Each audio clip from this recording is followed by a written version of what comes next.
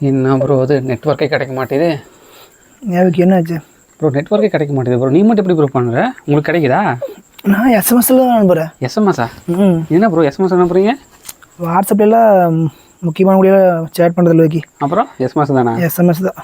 வாட்ஸ்அப்பில் பண்ண வச்சுக்குவே, எங்கேயாச்சும் மெசேஜ் அனுப்புவாங்க, நம்ம எங்கேயாச்சும் நெட் ஆஃப் பண்ணி வச்சுருப்போம். அப்புறம் ஏன் நெட் ஆஃப் பண்ணி வச்சுக்கிற அப்படிம்பாங்க. அப்புறம் ஒரு நெட் ஆன் பண்ணியிருப்போம், ரிசீவ் ஆகிருக்கு, நான் பார்க்காம விட்ருப்போம், ஏன் பார்க்கல அப்படிம்பாங்க. ஒரு டைம் எங்கேயாச்சும் பார்த்துருப்போம், ரிப்ளை பண்ண விட்ருப்போம், ஏன் ரிப்ளை பண்ணல அப்படிம்பாங்க. அது ஏகப்பட்ட சண்டை சச்சரவெல்லாம் வரும். அதனால் எஸ்எம்எஸ்ல பண்ணிக்க வேண்டியதான். நிறைய அடி வாங்கிப்பீங்க போலக்குதே. ஆமாம், அடி வாங்கினா தான் நிறைய அறிவு வளரும்.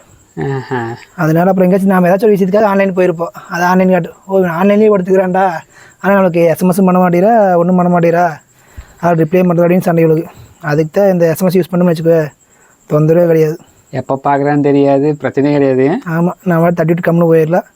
அவளுக்கும் பிரச்சனை இல்லை, நம்மளுக்கும் பிரச்சனை இல்லை. அப்புறம் 100 எஸ்எம்எஸ் வேறு இருக்குது டெய்லியுமே, அதையும் யூஸ் பண்ணிக்கலாம்.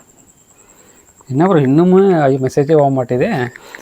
அது போகும்போது உனக்கு வீடு கிளம்பின மாதிரி, கவலைப்படாத.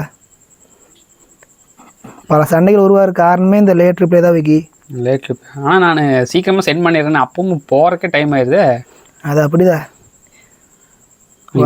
எப்போ வாட்ஸ்அப் பண்ணிச்சோ அப்போயே அவனுக்கு ஆப் வந்துருச்சுன்னு அர்த்தம். எப்போ பார்க்க ஏன்டா ஃபஸ்ட்டே பார்த்துட்டு ஏன் ரிப்ளை பண்ண மாதிரி சொல்லிட்டு அனுப்புகிறான். நான் அப்போவே அனுப்புகிறேன், ஆனால் ஒரு 10 நிமிஷம் கழிச்சு போகுது எல்லாம். 5G வந்து என்ன பண்ணுறது, நம்ம ஊருக்கு வரோம்ல. அப்போ தான் ப்ரோ போகுது. போட்டு